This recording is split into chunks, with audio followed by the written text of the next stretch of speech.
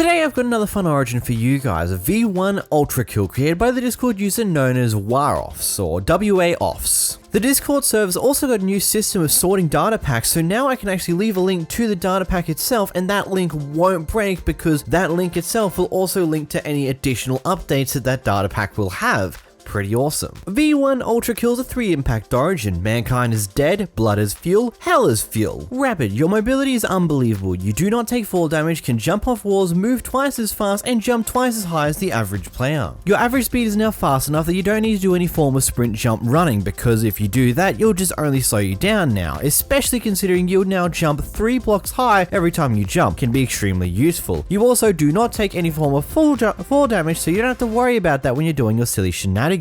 You can also use the wall jump to do some really cool parkour shenanigans like you see in this clip here, where I'm just doing some wall jumping to get higher positions, because of course you can, because why not? You kind of just click onto the side of a wall, kind of like a ladder, you're slowly sliding down. I mean, it's a little better than a ladder because you're not just immediately sliding down, you don't have to hold shift to stay there. You do get a few moments to think before you need to jump again and it drops you, so it could be good. This also mixes well with the next ability called wall hop. Climbing a wall, press space to a wall. It's a wall jump, you can wall jump about 4 times. I mean, you already knew how this works, it's kind of described in the first ability that it's a thing that's there, and yeah, it's exactly that. You do it 4 times and you can no longer do it no more until you hit the ground again.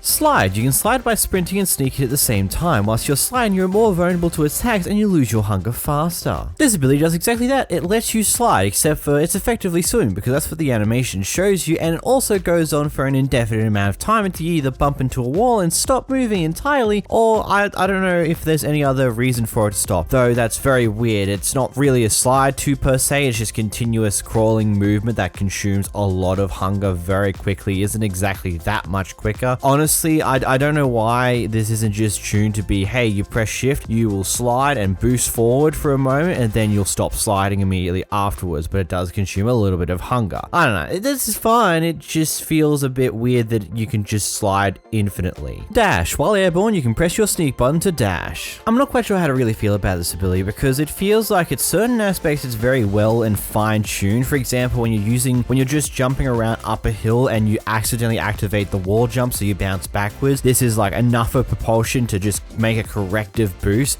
that isn't too much to send you flying in a certain direction, but at the same time you can hit the shift key multiple times, but it really doesn't change how much of a propulsion this dash in midair really is going to be, and ultimately I don't think it's that massive of a difference to the usual distance you'll cover. You probably cover an extra 2 to 3 blocks depending on how high you are from the ground that you're inevitably landing on. A possible fix to this is to maybe with the first burst keep it exactly the same as it is, but if you press the shift the second time whilst you're still in air, make the second burst a bit stronger.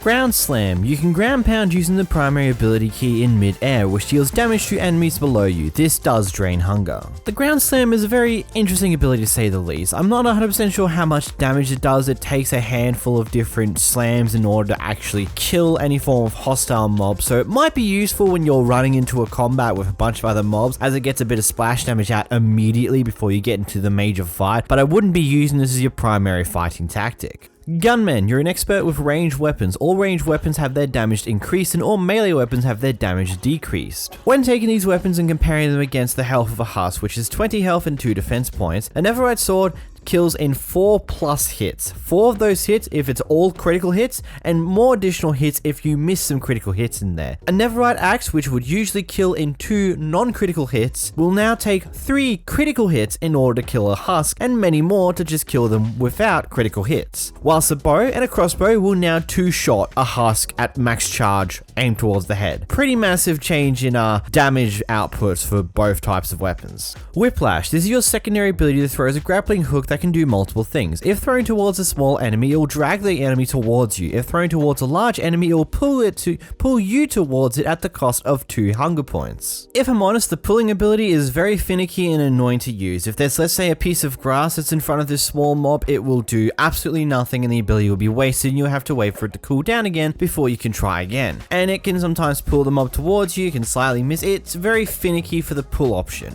But when it comes to going against larger targets, targets, it can actually cause a lot of fun, because more often than not, when you do use it against a large enemy, it will pull you and throw you past them based upon the velocity speed that you took when you're going towards them, which can be useful. In some cases it might not be useful. You might want to actually get directly to this person and not just fly past them. Parry. You can parry attacks and projectiles if timed correctly. This is honestly a very weird ability to say the least, as it's a little bit more annoying to get used to the timings, but after a few attempts of just doing it, you'll get used to the weird timing of it all, and it will just flick the projectile or the damage right back at the person who did the damage to you in the first place. Pretty interesting. Pack-a-Punch. When you punch an entity with your bare hands, the entity you punch will take more knockback and damage than usual. This is a cooldown of about 2 seconds. This also drops the opponent's shield if they are holding one. So when using this ability against a husk, doing critical hits or doing non-critical hits with your bare fist does absolutely no difference. You still kill the husk with 20 health in about 5 hits, about 4 damage per hit, which is very interesting to say the least, considering how our Neverite Axe has already been severely decreased to effectively 4 crits, as well as the Neverite Sword has been decreased down to around 5 to 6 hits, depending on if they're crits or not. So ultimately it becomes a better question that if you don't have any form of ranged weapon that outputs a lot of damage, you're just going to be better off using your bare fist, but you do have to deal with the fact that you have to attack at a far slower rate than what you probably are used to. Coin toss. Right click a golden nugget to throw it into the air. Shoot it in the air to deal damage to all nearby entities. Different arrows have different effects, and enemies can use a shield to block coins. They can also be blocked with an axe at the cost of 1 durability. The effects include for regular ammo, it just does damage. As special ammo, it marks the entities, while an entity is marked will have a glowing effect and you'll deal more damage to it when you do so, and then all the rest of the arrows will also do the regular arrow damage on top of the special thing they do. Flaming arrows will set entities on fires. Arrows of leaping launches entities into the air. Arrow slowness will give entities slowness effect for 10 seconds. Arrows of poisons will give the entities poison effect for 10 seconds, and arrows of harming will deal extra damage. This ability is very finicky. It's also very cool when you do pull it off, but it's very finicky to say the least. My advice to you for doing this, to use this ability, is to have your bow in your offhand and then use the coins in your main hand, as you can't right click the coins when they're in your offhand. They can only be done in your main hand, and you have such short of a time span to actually react to that coin coming up and coming down that it's just better to have your bow already in your offhand. It does make it difficult to organize what type of arrow is being shot into it, but I guess that's just a part of the problem with this one. It's a really cool ability though once you do get used to how to use it. Speed Freak. Your weapons deal 50% less damage while standing still, but if you're moving quickly they can deal more damage than usual. Honestly, this ability is going to be one of those things where you're not going to really get around too easily. You're just going to have to ultimately deal with that 50% decreased damage overall, because yes, you can move around at speeds attempting to deal damage that way, but stuff like trying to shoot bows, the bows immediately slow you down, removing that speed bonus, so there isn't really a noticeable damage increase if you shoot with a full charge bow without moving, or moving whilst shooting a full charge bow. They still do effectively the same damage. It might change how your melee goes, but your melee is already severely reduced. You're better off using your fist anyway. Winged Pocket. You have wings on your back to carry and use upgrades to your robotic body. These wings take up the back though, and as such you cannot use elytras. You can press the X key to get access to this winged pocket. It is just 5 extra slots of inventory room. I don't really know if you're going to really need it too much, but you know, it's there.